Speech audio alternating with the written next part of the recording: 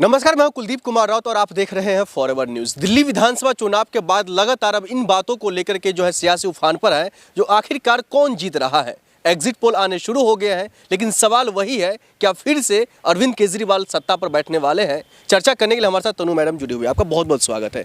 क्या लग रहा है, फिर से दिल्ली की सत्ता पर अरविंद केजरीवाल काबिज होने वाले हैं? देखिए, मुझे नहीं लगता कि दिल्ली की जनता केजरीवाल का स्वागत करेगी, क्योंकि ये केजरीवाल वो है जो झूठ बोलते हैं। जनता ने देख लिया उनको सत्ता की कुर्सी पर बिठा करके कि कितने झूठे वादे इन्होंने दिल्ली की जनता से किए कि यमुना साफ हो जाएगी। आप देखिए, पूरे कार्यकाल में 0 सीवेज ट्रीटमेंट प्लांट इन्होंने लगाए हैं और भारतीय जनता पार्टी के पास भी 15 साल ये जो थी डिपार्टमेंट था, लेकिन उन्होंने 0 सीवेज ट्रीटमेंट प्लांट लगाए हैं। शीला दीक्षित जी ने 7 सीवेज ट्रीटमेंट प्लांट लगाए थे। तो जनता ये देख रही है कि काम कौन कर रहा है।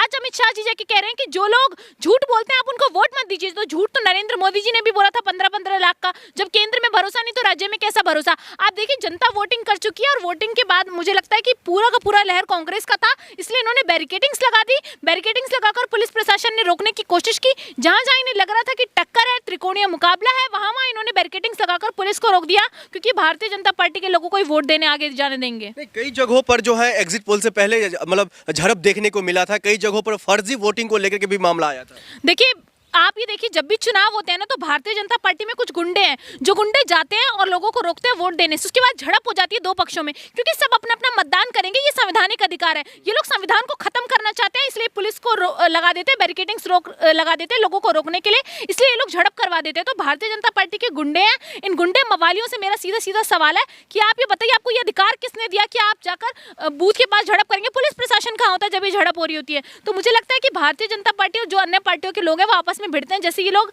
राज्य में भिड़ते रहते हैं, इनके एलजी और केजरीवाल जी, वैसे ये लोग सड़क पर झड़प कर रहे हैं। मुझे लगता है कि पूरी तरीके से बीजेपी ने साम दाम दंड भेद लगाकर जो दिल्ली को जीतने के लिए इस तरीके की चीजें की हैं, वो पूरी कोशिश करें। मुझे लगता है ईवीएम में भी घपला हो सकता है। आप जो है दिल्ली को लेकर के आम आदमी पार्टी के साथ साथ जो है बीजेपी पर आरोप लगा रही है, लेकिन भारतीय जनता पार्टी को अगर दरकिनार कर दे तो आम आदमी पार्टी ने पहले ही तो तय कर दिया है 50 सीट हमारी आ रही है। अगर महिला अगर जोर लगा दे तो 60+ भी जा सकती है। देखिए, ये कहते हैं ना, चाणक्य है एक हमारे देश में, फर्जी चाणक्य, जो अपनी नीतियों को बताते हैं, जो चाणक्य भविष्यवाणी करता है। हम तो भविष्यवाणी कर नहीं सकते कि कितनी सीटें आएंगी, लेकिन चाणक्य भविष्यवाणी करता है। फर्जी चाणक्य, जिनकी जो जनता की चलती है, जिन चाणक्य की चलती नहीं। दूसरा व्यक्ति है जो झूठ बोलता है। केजरीवाल जी झूठ बोलते हैं। उन्होंने झूठ कहा कि 50-60 का जो इन्होंने मामला बताया, तो एक झूठ बोलेगा, एक भविष्यवाणी करेगा, दोनों फेल है, क्योंकि जनता ने तय कर लिया इस बार काम को वोट देंगे और काम का अगला नाम कांग्रेस है। नहीं तो इस बार जनता ने किन किन मुद्दों पर आपको लग रहा है जो वोट दिया होगा? देखिए, जनता ने सबसे पहले सफाई का मुद्दा देखा। देश के में जो जिस तरीके से बारिश होती है और पानी भर जाता है दिल्ली के अंदर, दिल्ली के इंफ्रास्ट्रक्चर को बढ़ाने का काम केजरीवाल ने नहीं किया।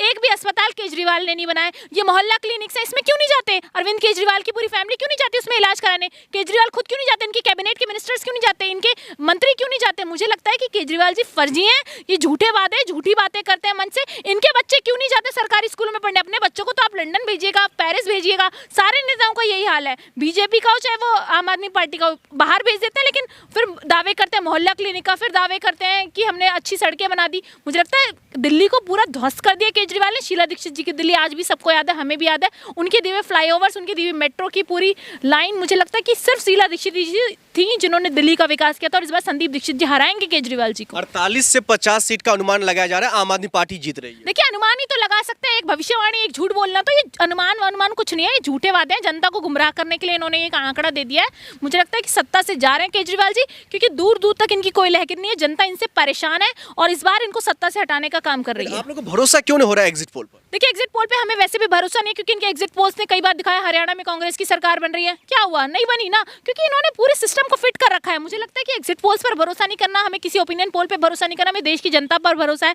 हमें ईवीएम पे भी भरोसा नहीं, हमें बैलेट पेपर पे भरोसा है। जनता जिस दिन बैलेट पेपर से चुनाव करवा देगी, उस दिन हम मान जाएंगे कि हाँ, हम हारे हैं। लगातार ईवीएम पर टारगेट कर रहे हैं, वो तो कह रहे हैं ईवीएम से निष्पक्ष चुनाव हो रहा है। राजीव कुमार ने ये साबित कर दिया है। देखिए, ईवीएम से निष्पक्ष चुनाव नहीं हो रहा। ये लोग कई जगहों पे छोड़ देते हैं, कई जगहों पे कर लेते हैं धांधली। अगर सारी जगहों पे जीतेंगे तो जनता सोचेगी ना, कांग्रेस के समर्थक भी तो है जमीन पे, फिर वो सवाल उठ जाएंगे। इसलिए ये लोग कुछ जगहों पे छोड़ देते हैं, कुछ राज्य को छोड़ देते हैं और बाकी राज्यों में जो है घपला कर लेते हैं। मुझे लगता है कि धांधली चलती है इनके चुनावों में।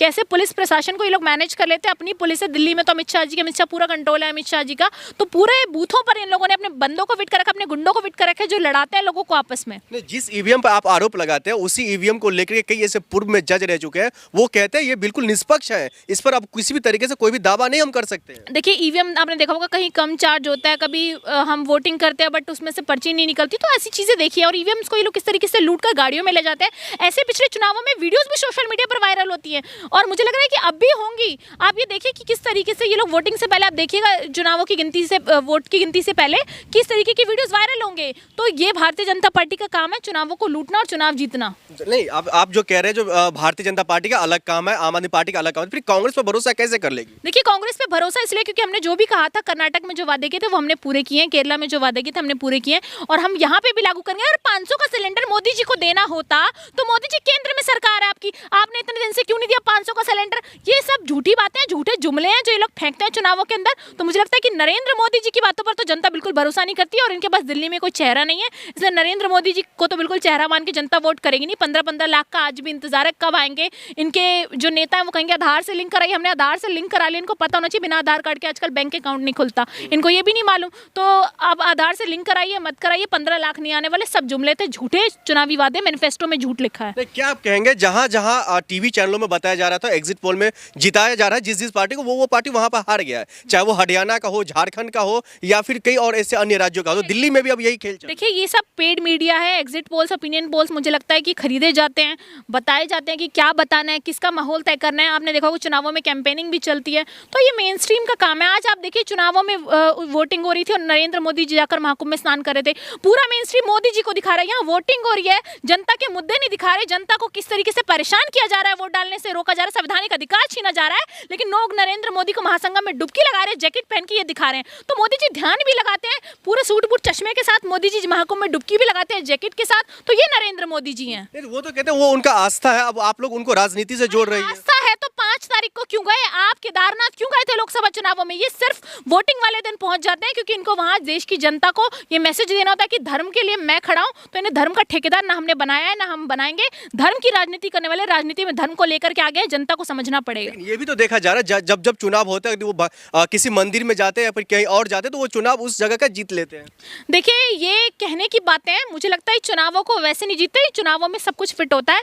मोदी जी जाते हैं दिखावे के लिए कि कुछ और वोट्स मिल जाए, और वैसे भी चुनावों को जब तक ये लूटते रहेंगे जब तक ईवीएम से चुनाव होता रहेगा। इसलिए बैलेट पेपर से चुनाव जरूरी है, आज देश की जनता की भी मांग है, लेकिन उस पर प्रोटेस्ट भी किया, लेकिन कोई हल नहीं निकला। तो जब तक मोदी जी सत्ता में रहेंगे इसी तरीके से चलता रहेगा, ये लोग चुनावों को लूटते रहेंगे, संवैधानिक अधिकार छीनते रहेंगे। इसलिए राहुल जी कहते हैं कि संविधान को बचाने की लड़ाई है। दिल्ली की जनता ने समझ लिया है कि आज देखिए कैसे वोट देने से रोक रहे हैं इनको। आखिर में ये बता दीजिए, यहाँ दिल्ली में त्रिकोणीय मामला निकल करके आ रहा है, तीनों में से कौन सी ऐसी पार्टी जो दबदबा अपना बनाया हुआ है?